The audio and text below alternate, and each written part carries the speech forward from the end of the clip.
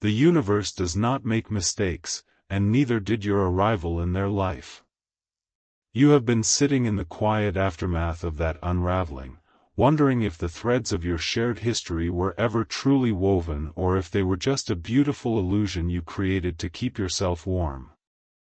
But something cracked open last night, something that shatters the version of the story you have been forced to accept. Someone found a piece of evidence buried so deep that it was almost swallowed by time itself. The truth about what drove you apart was never about a lack of love or a wandering heart.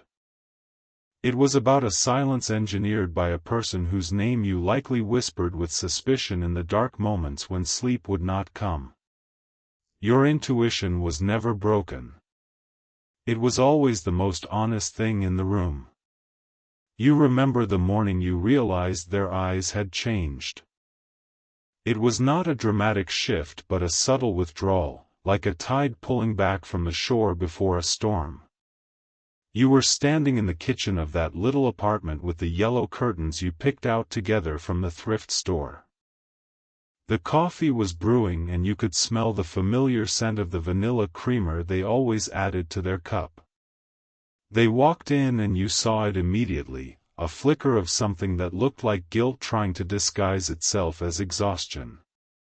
You asked them if everything was all right and they said they were just tired from work. That was the first time you felt the floor tilt beneath your feet. You did not know then that another voice was already whispering in their ear, twisting your words and intentions into weapons. That was the weak Marcus, their childhood friend who had always carried a quiet resentment, began to visit more frequently. Marcus had known them longer than you had and Marcus believed he knew what was best for them. Marcus saw you as a threat to the carefully constructed world he had built around their friendship. You remember the way Marcus would look at you across the dinner table, a smile plastered on his face while his eyes studied you like a puzzle he was determined to solve. You felt that energy, did you not? You felt the subtle shift in the air whenever he entered the room. You told your soulmate that something felt wrong, that Marcus seemed to be working against you, but they dismissed your concerns with a gentle laugh and told you that you were being paranoid. You trusted them enough to swallow your own fear. You convinced yourself that your intuition was just anxiety dressed up as insight. But it was never anxiety. It was your soul speaking a truth that their ears were not yet ready to hear. The weeks that followed were a slow erosion of everything you had built together. You would find your soulmate staring at their phone with a furrowed brow and they would quickly lock the screen when you approached. They began to pull away from physical touch and you noticed how they would flinch slightly when you reached for their hand. You thought it was you. You thought you had become too needy or too loud or too much. You analyzed every word that had ever left your mouth, searching for the moment you must have ruined everything. You replayed the last argument you had, the one about the trip you wanted to take. They had said they could not go because of work, but you learned later that Marcus had convinced them to stay because he needed their help with a project that was not even urgent. Marcus was planting seeds of doubt in their mind. He was telling them that you were controlling and that you were trying to isolate them from the people who truly loved them. He was pointing out every disagreement you had and painting it as a sign of incompatibility. Your soulmate was not weak, but they were exhausted. They were carrying the weight of their own insecurities and Marcus was a master at feeding those fears. You remember the night they left. It was not a dramatic exit with shouting and tears. It was a quiet goodbye whispered into the darkness of the bedroom you had shared for 3 years. They said they needed space to figure out who they were. They said they felt like they were losing themselves in the relationship. They promised they would call, but the call never came. You sat in that empty apartment for hours, staring at the door, waiting for them to walk back in and tell you it was all a terrible mistake. The silence that followed was louder than any argument you could have had. You spent the first month in a haze of confusion. You checked your phone obsessively, hoping for a text, a missed call, anything that would prove they still thought about you. You went to the coffee shop you used to visit together and you sat in the corner, waiting for them to walk through the door. You talked to your friends and they told you to move on, that you deserved better, that you were wasting your heart on someone who did not value it. But you could not let go because something inside you knew the truth. You knew that the love you shared was not a lie. You knew that they were not the kind of person who could just walk away from something so real without a reason that made sense. You began to question your own reality. You wondered if you had imagined the depth of their feelings. You started to believe that maybe you had been the problem all along. The loneliness was a physical ache, a hollow space in your chest that nothing could fill. You would wake up in the middle of the night with the phantom sensation of their arm draped over your waist. You would turn your head to whisper something to them, only to find the other side of the bed cold and empty. You stopped eating properly because food did not taste the same without them sitting across from you, stealing fries from your plate. You lost yourself in work, not because you were passionate about it, but because the distraction was the only thing that kept the grief at bay. But your soulmate was not living a life of peace during this time. They were wrestling with a demon they did not even understand. Marcus had told them that you were unfaithful. He had fabricated an entire story about seeing you with someone else at a bar, a story so detailed and convincing that your soulmate could not find the holes in it. He showed them a photograph that was taken out of context, a blurry image of you laughing with a coworker at a holiday party. Marcus said he had proof, but the proof was just a carefully constructed lie. Your soulmate believed him because Marcus had been there for them since they were children. Marcus had never lied to them before, or so they thought. Marcus was the person they trusted when they were scared. Marcus was the voice that whispered, "I am just looking out for you," while he systematically dismantled the most beautiful thing in your soulmate's life.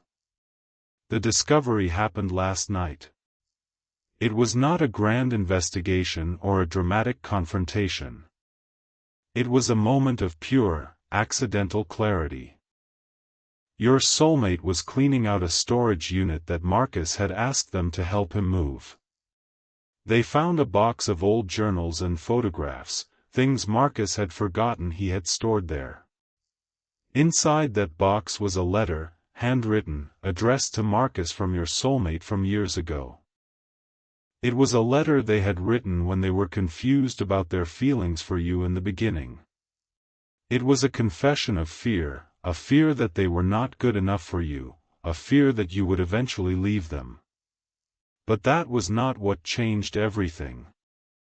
What changed everything was a voice recording they found on an old phone that had been left in the box. It was a recording of Marcus talking to someone else, a conversation where Marcus confessed to the entire plan. Marcus admitted that he had planted the seeds of doubt. He admitted that he had lied about you seeing someone else. He admitted that he had manipulated every fight and every moment of tension. He said, "I could not stand to watch them be happy with someone else when I have been in love with them for years." He said, "I was willing to do whatever it took to drive them apart." Your soulmate listened to that recording in the cold, dusty light of the storage unit, and the world they had constructed for themselves collapsed.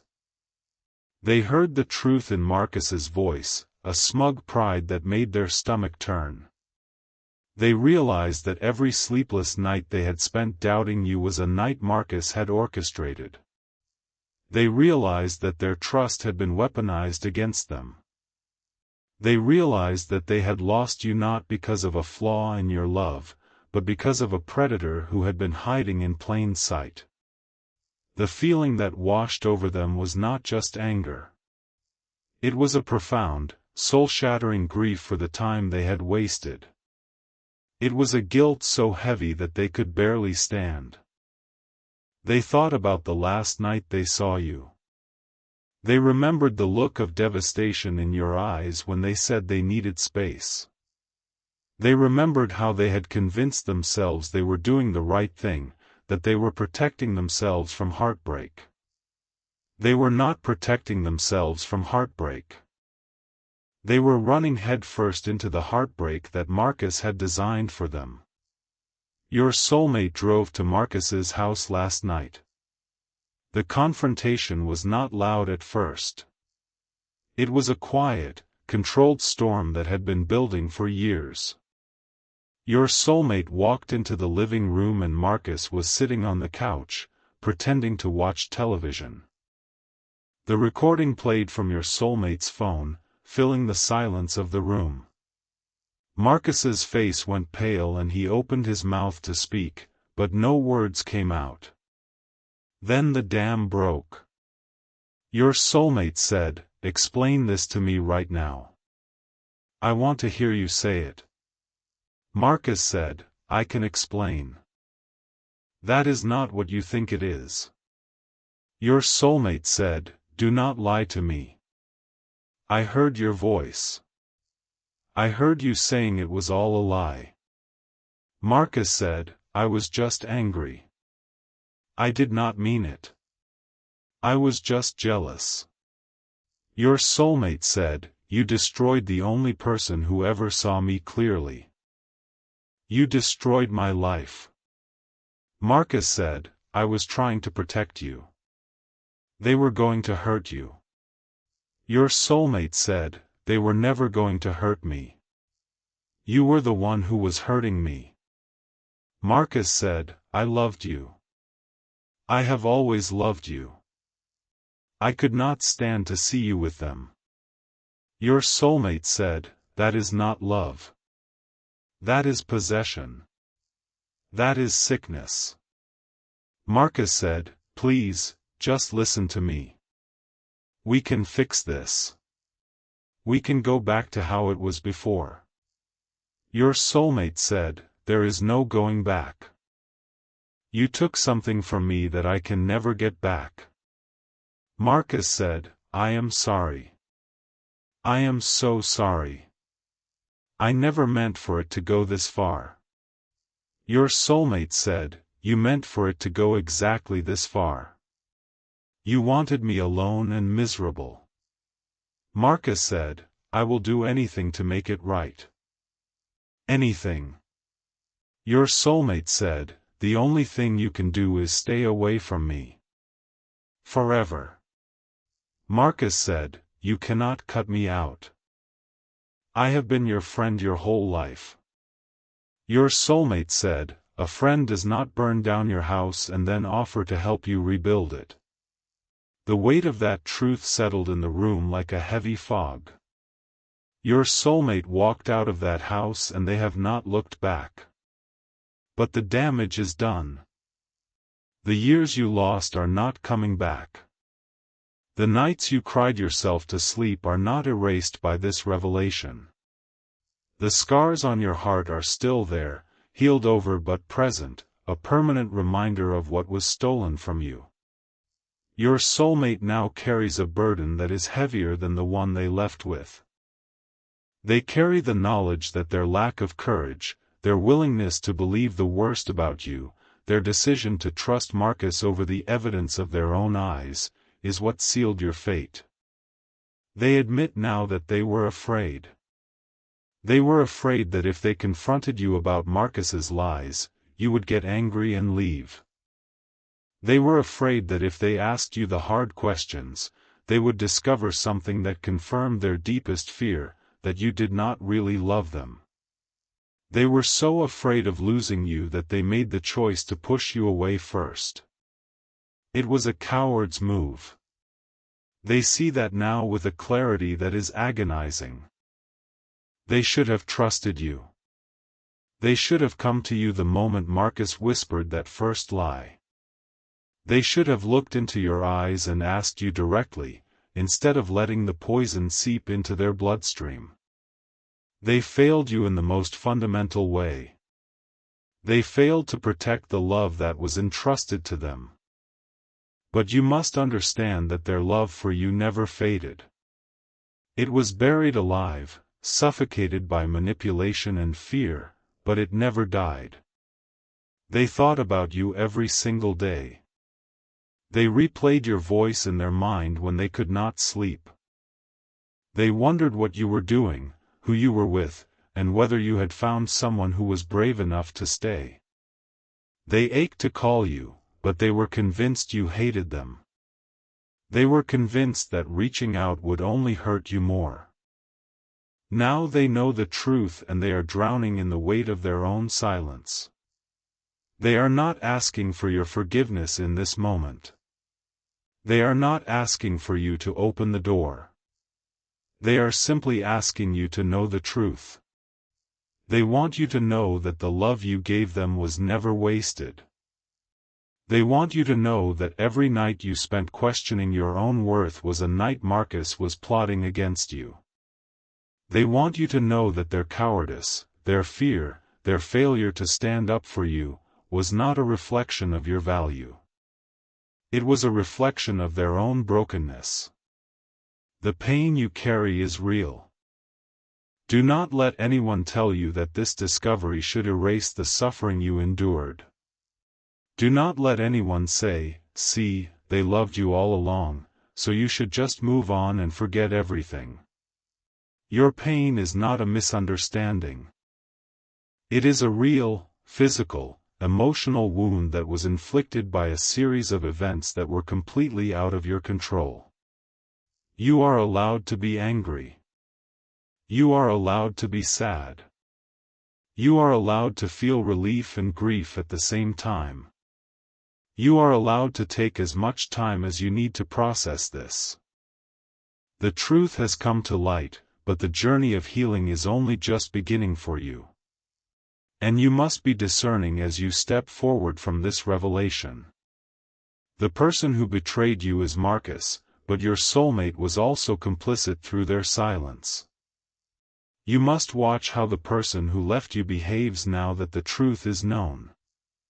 The one who truly loves you will not rush you to forgive. The one who loves you will not demand understanding. The one who loves you will wait outside your door for as long as it takes, not with a clenched fist demanding entry, but with a quiet presence, hoping for a chance to prove themselves again. Watch if the apology comes with expectations or whether it comes with patience. Watch if they speak of their own suffering more than yours. Watch if they blame Marcus for everything, erasing their own role in the destruction. A genuine heart will stand in the wreckage of their own mistake and say, "I did this. I was wrong. I will spend the rest of my life trying to show you I am worthy of your trust." You will know the difference by their actions, not their words. Words are cheap. Words are the currency of a world that values appearances over substance. But transformation is measured in time, in consistency, in the willingness to sit in the discomfort of your anger without flinching. You do not owe them a quick resolution. You do not owe them a single response. Your silence is a language they must learn to understand. Your peace is the priority and their feelings about it are not your responsibility. They chose to leave without asking for your side. They chose to trust a liar over your love. They chose their own comfort over the difficult work of confronting the truth. You get to decide what happens next and you get to make that decision from a place of strength, not from a place of longing. Do not rush back to them because you miss the feeling of being held. Do not open the door because your loneliness is shouting louder than your self-respect.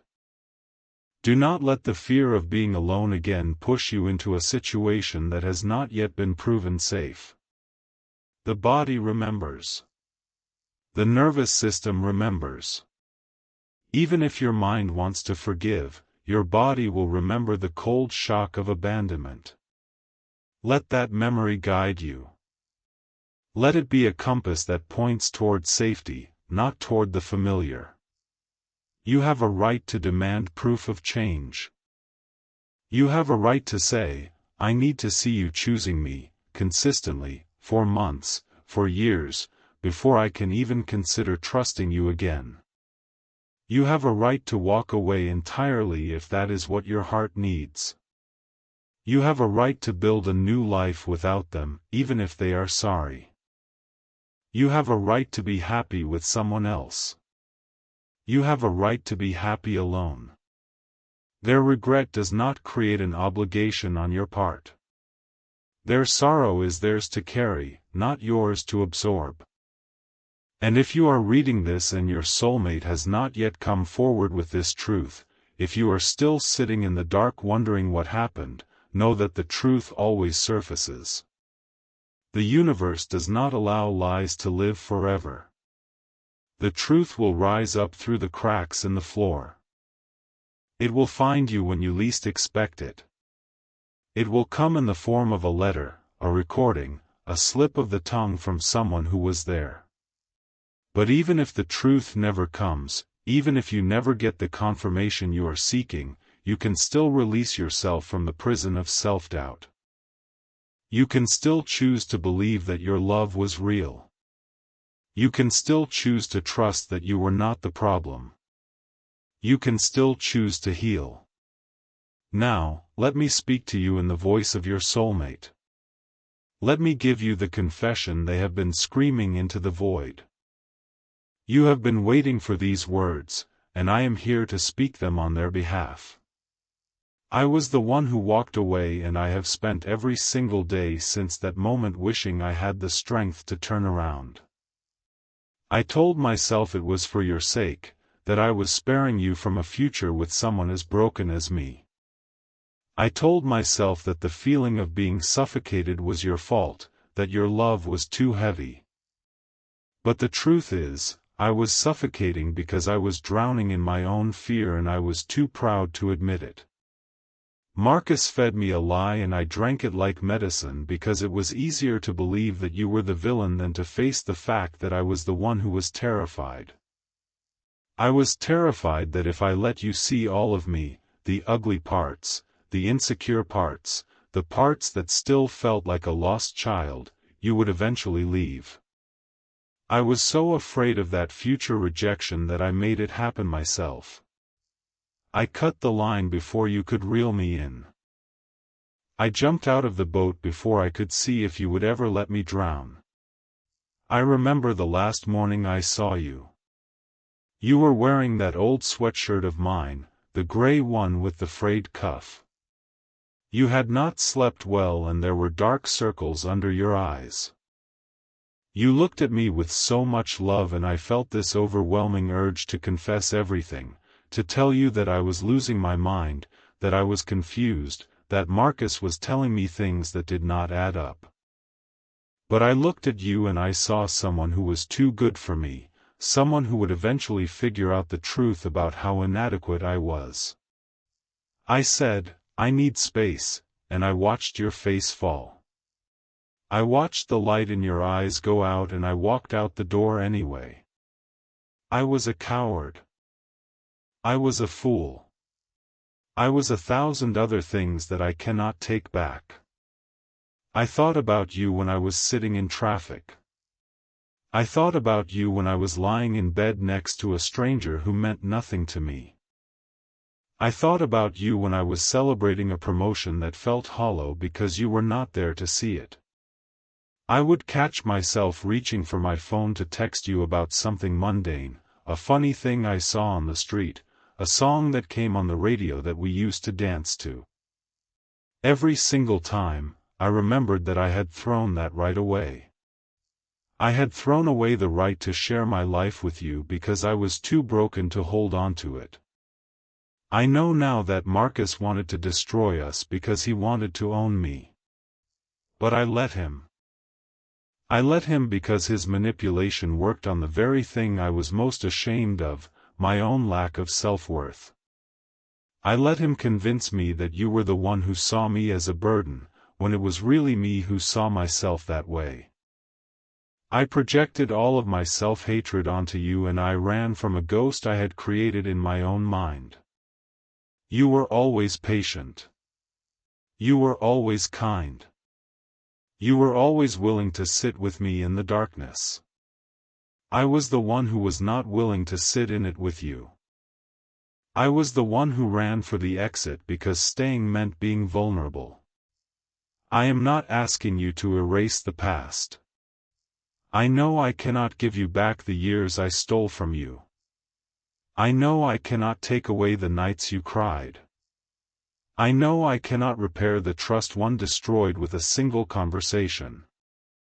But I want you to know that I will never stop loving you. Even if you never speak to me again, even if you find someone else and build a beautiful life without me, a part of my heart will always be yours. It was yours the moment I met you. It will be yours until the day I die. And if you ever give me the chance, even just a chance to stand in your presence again, I will spend the rest of my life trying to prove that I am worthy of the forgiveness I do not deserve. The choice is yours. It has always been yours. You are the one who was wronged.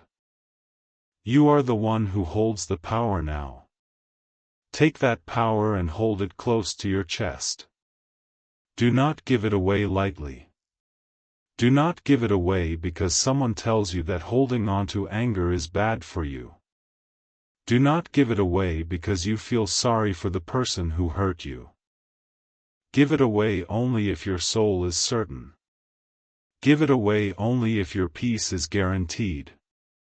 Give it away only if the love you see in their eyes is matched by the actions you see in their life. And if you decide to give it away, do so with the full knowledge that you are a queen walking back into a kingdom you were never supposed to lose. You are not crawling back. You are walking back. And you are bringing your wisdom with you. You are bringing your scars. You are bringing your fierce, beautiful, unbreakable strength. They are not taking you back. You are choosing to let them enter your world again, on your terms, in your time. That is the distinction that will save you from repeating the same cycle.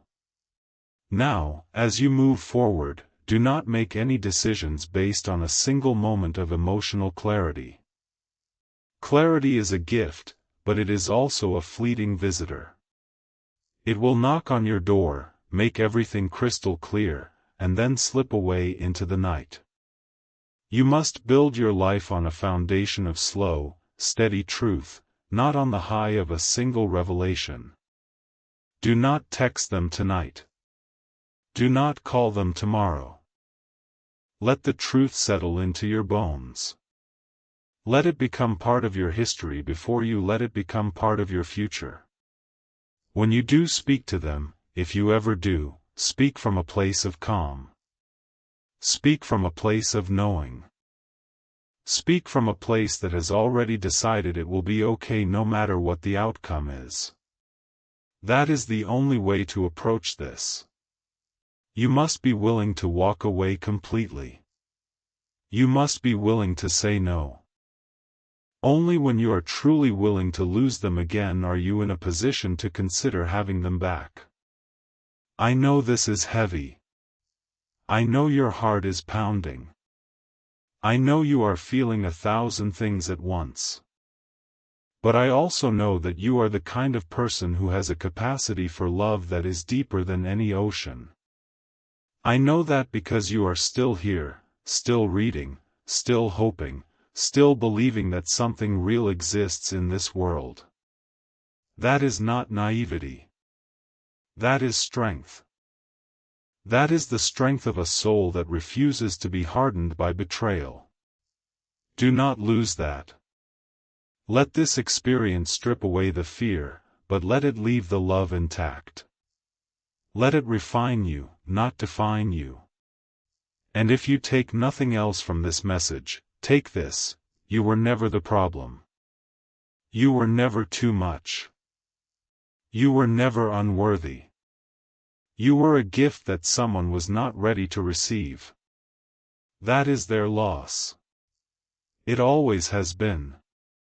Let this truth finally set you free. If this message has moved something inside you, let it out. Let it breathe. Let it exist in the world.